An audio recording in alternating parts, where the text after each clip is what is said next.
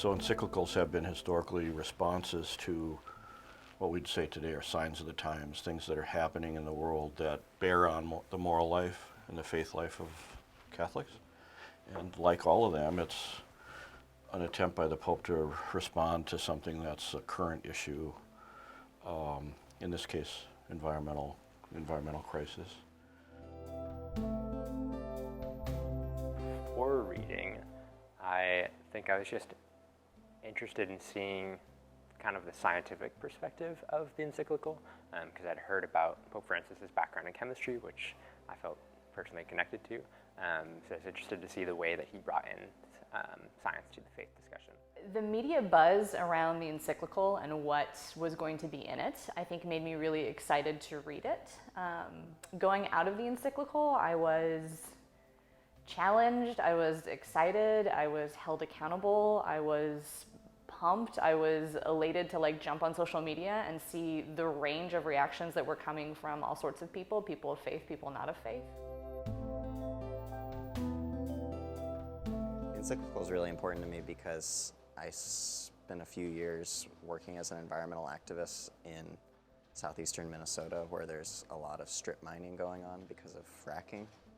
And I'm very thankful that we have a Pope that is so incredibly vocal about the reality of what is going on, not only in this country, but all across the world.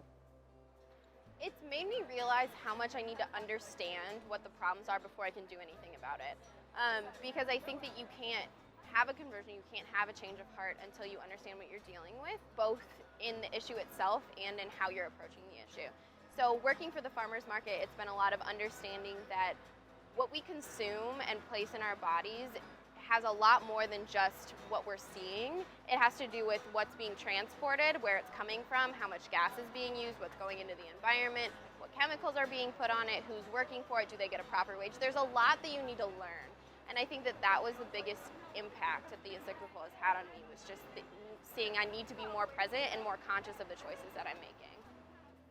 Our role within the university, within the structure, the role of sustainability office is to support students, the staff, the faculty, the other members of the Loyola community in bridging the gap between the academics and the operational aspects of the institution. And the encyclical, because of that connection between people and the environment, it's a great resource to reflect upon, to understand that there is a motivation that the Pope puts forward in the letter that is very much tied to who we are as a Jesuit institution. And so that encyclical really reinforces all of that and that motivation and I guess mission-driven approach that we have to sustainability.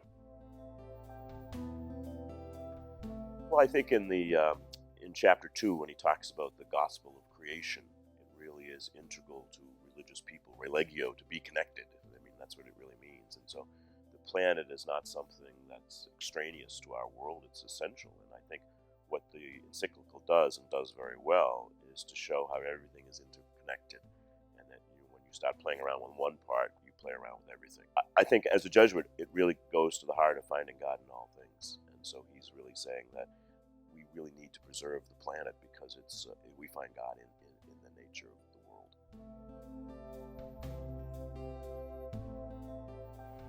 Well, I think Loyola has been trying to get out at the forefront of environmental issues.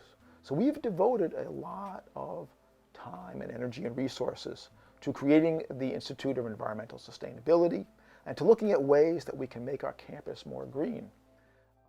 I always think that we can do more, but we've come a long way in a relatively short period of time. To be voted number 4 in the nation of green campuses by the Sierra magazine, it's a pretty big accomplishment, seeing that we're kind of late to the scene on this and we're really just getting started.